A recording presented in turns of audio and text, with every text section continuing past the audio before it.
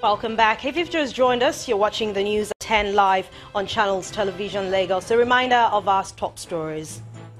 Independent National Electoral Commission INEC sacks Cross River State Resident Electoral Commissioner Franklin Brie hours after his resignation and declaration of Bayelsa governorship bid. Economic and Financial Crimes Commission to arraign PDP presidential candidate's lawyer Oyekwe Ngiwo Sagi and son-in-law Abdullahi Babalele next Wednesday over money laundering charges. Less than 24 hours after President Muhammadu Buhari's directive, Defense Headquarters sets a panel to investigate the killing of 3 policemen by soldiers in Taraba State.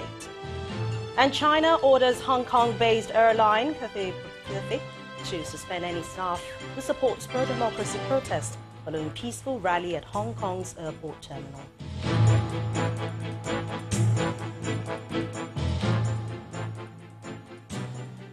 For more information on all our top stories, please visit our website. It's channelstv.com. Remember that youtube.com/channelsweb has all our videos. Let's head to Makurdi, the Benue state capital now. It's the latest to be hit by severe flooding, which claimed 1 life yesterday. As a result, the state government says it is set to begin the demolition of illegal structures and shanties built on waterways and floodplains across Makurdi. The General Manager, Urban Development Board, said this during an inspection of these affected areas by the team of government officials. But in a bid to prevent their relocation, the traders obtained a court order restraining the state government from doing so. However, the government says it will deploy all forms of persuasive mechanisms to educate the traders on the danger of their continued stay. Flash floods from recent rainfall has left many residential homes on Boko Road, Judges' Quarters, Akpehe and Idie Village submerged.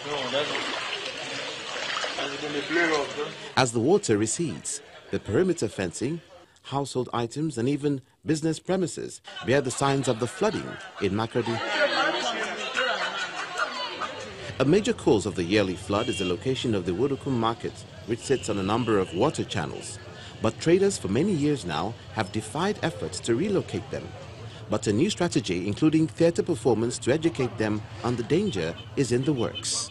We have had a series of meetings with them, and we believe that sooner or later we're going to resolve all the issues so that we'll amicably relocate traders from this market to the market, the newly born international market.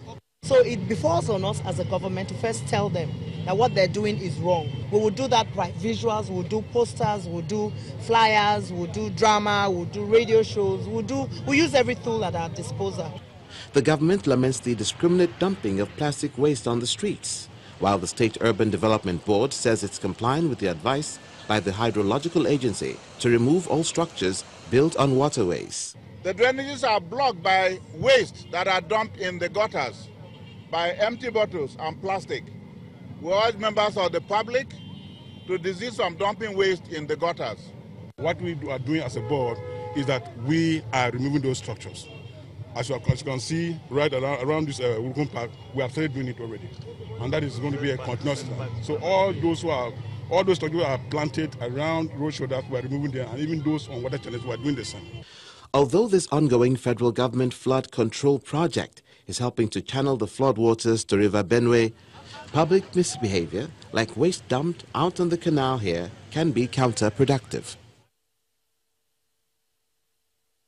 We now hand over to Abuja studios where Linda Kibe is standing by. Hi, Linda. Hello, Anne. Now, commercial bus and truck drivers today blocked the Kaduna-Abuja highway to demand for the arrest and prosecution of a policeman who allegedly killed their member at a checkpoint over 1,000 naira bribe demand.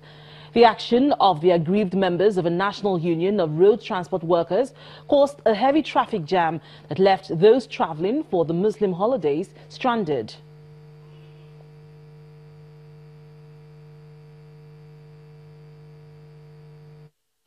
Spending hours on a highway already laced with its own fair share of security challenges will get anyone agitated.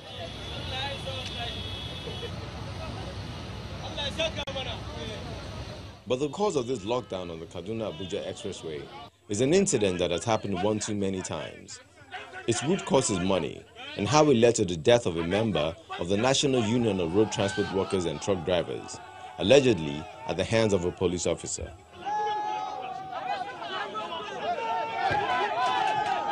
Aggrieved members are poured onto the highway to attract attention. To them, that one of their own could be killed over 1,000 naira is unacceptable. I'm going home for festival, and we see a go-slow. They say a police fire our member because of money. You understand? They say the man, the driver, the boy father, the boy, now in Peking, he say he give her money, 700. He say he's 1,000. He just want to park, and he release the bullet, and he waste him. At the other end are travelers, whose plans of enjoying the Muslim holidays is starting on a deadlock note. Although most are not pleased with the strategy of the union, there is a consensus that justice needs to be served. The police officer that killed this very man should be fixed out. Either he should face the law and he should be tried to execute in the work. So that would be the last solution to it. So simply everybody saying that police are the problem to Nigeria as a whole. So last solution must come to it. So the police officer should be dismissed and it should be faced the law. The people have placed several demands at the doorstep of the authorities. That the erring officer be brought to book, cases of accidental discharge of firearms by police officers investigated, and a sensitization of police officers into understanding that the only priority is to serve and protect. Meanwhile, the Edu train station and the Nnamdi Azikiwe International Airport in Abuja are witnessing an upsurge in passenger traffic. Some of the passengers at the Edu train station alleged ticket racketeering and hoarding, as many passengers struggle to purchase tickets to enable them travel for Sallah.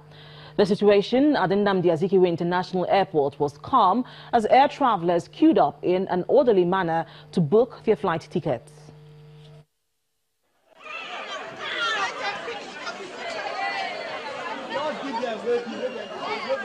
Around the situation at the Edo train station in Abuja, as passengers besiege the station, struggling for tickets.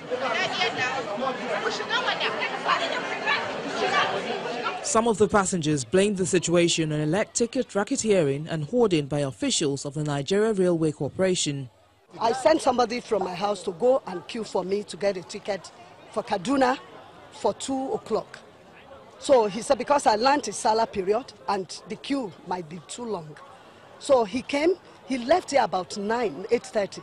He said they were not selling until 11:30 for 2 o'clock ticket, for 2 o'clock train. So at 11 something we left the house, we got here about 11:30. To our amazement, they said tickets has been sold out. We got here very early for us to be able to purchase the ticket to Kaduna. We were only told that we should come back at 11:30. We came back at 11:30, we were told the tickets were over.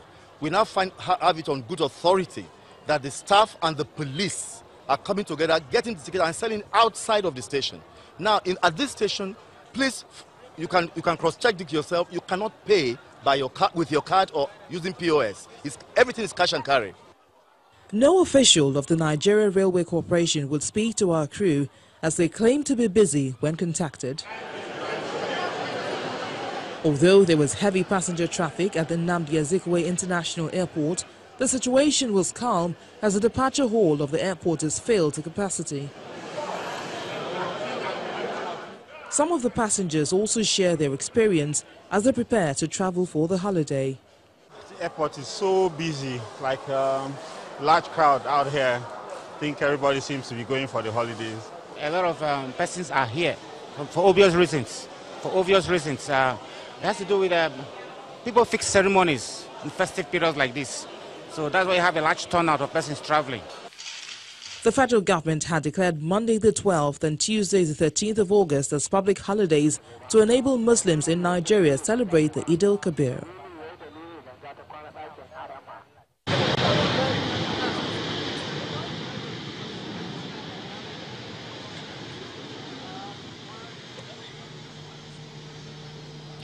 The presidential aircraft arriving the Umar Musa Yar'Adua International Airport in Katsina as President Muhammadu Buhari begins the Eid al-Kabir holidays. The president was received by Katsina State Governor Aminu Masari and other members of the state executive, as well as top security chiefs in the state, and he is expected to return to Abuja on Sunday, August the 18th. The president thereafter flew in a chopper to his hometown in Daura, where he is expected to celebrate with members of his family. When he returns to Abuja, the president will on August the 19th flag off a two-day ministerial inaugural retreat that will wind down on August the 20th, while the ministers will be inaugurated on August the 21st. The registrar of the West African Examination Council, Dr. E. Wadie, says more technology must be used to check the rising cases of examination malpractice, as well as put Nigeria up to speed with modern learning and teaching methods. He made the observation at the 37th Annual Conference of the Association for Educational Assessment in Africa, while discussing new ways to improve the standard of education on the continent. Our correspondent, Kayla Megwa, has more. It is the closing day of the 37th Annual Conference of the Association for Educational Assessment in Africa, the continental body for the assessors, examination bodies, universities, institutes and faculties of education. They meet every year to come up with new developments in educational assessment. Assessment practices and tools. The four-day conference is themed Innovations in Educational Assessment, with a focus on mastery-based assessment and grading. Statistical principles. The use of technology is also discussed as a means of checking flaws in the educational system, especially in Nigeria. As soon as you tamper with it, where there are certain things, which of course I will not let you know, we get an alert, and immediately it will inform the police. And the police in Nigeria, they'll be doing excellently well. Since its inception in 1982, the AEAA promotes cooperation among examining and assessment bodies in Africa. And its outgoing president gives us an insight into the challenges faced during her tenure, especially as regards examination malpractice. In fact, we had papers which were presenting on the latest technologies which are used out there by criminals in order to do malpractice. But it's not only that, we also had solutions being presented as far as how we can combat malpractice. She hands over the baton of leadership to Mr. Olu Adenikbekun, who used to be the head of the WAEC National Office. He promises better innovative assessment for quality education in Africa. What we are going to see for the next 1 year is to see an AEAA that will be in the forefront of preaching the gospel of innovation, of preaching the gospel of introduction of and deployment of technology in the education sector, not just in Nigeria, but in Africa.